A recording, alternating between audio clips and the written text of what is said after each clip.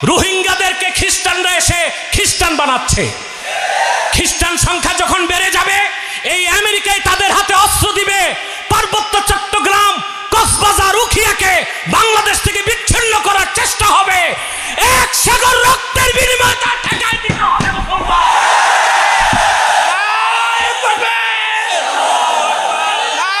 আসুন আমরা বাংলাদেশের রাজনৈতিক, অরাজনৈতিক, ইসলামপন্থী, ডানপন্থী সমস্ত শক্তি এক প্ল্যাটফর্মে এসে বলি, ইসলামের সুমহান স্বার্থ রক্ষায় আমরা এক হতে চাই। মুসলমানদের মৌলিক দাবি আদায়ে এক হতে চাই। বাংলাদেশের স্বাধীনতা রক্ষায় এক হতে চাই। ইসলামী রাষ্ট্র বানাতে এক হতে চাই। সারা বাংলাদেশ কোরআনের রাজ কায়েম হয়ে যাবে। কোন শক্তি তা বাধা দিতে পারবে না, পারবে না, পারবে না।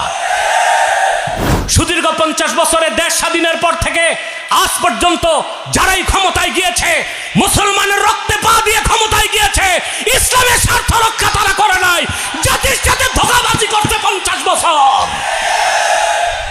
আমার ভাইয়েরা, যেভাবে বাংলাদেশে শত শত মর্দ মুজাহিদ ভারতীয় আধিপত্যবাদকে নস্যাৎ করে দিতে রক্ত দিয়েছে, যদি মার্কিন আগ্রাসন ধেয়ে আসে, এই দেশের ইসলামী জনতা আবারও বুকের রক্ত ঢেলে দিতে প্রস্তুত আছে।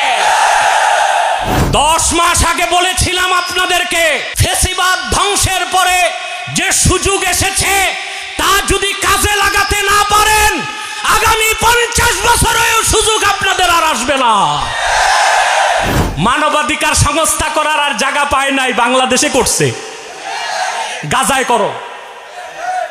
আমার মুসলিম ভাইদেরকে নির্মমভাবে হত্যা করা হচ্ছে, সেখানে মানবাধিকার সংস্থা প্রতিষ্ঠা করো। ভারতে করো।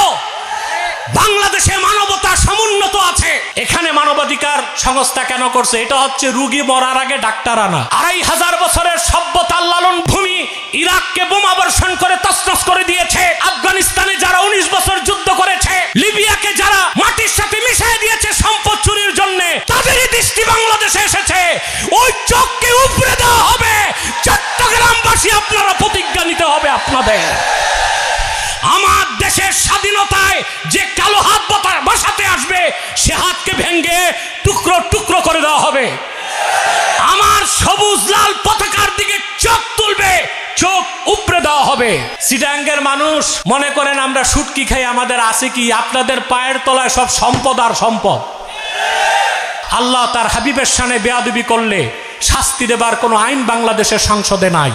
এর চেয়ে দুর্ভাগা জাতি আর কি হতে পারে? বাঙালি কি হতে পারে? বাংলাদেশি আইন পাশ করতে হবে সংসদে।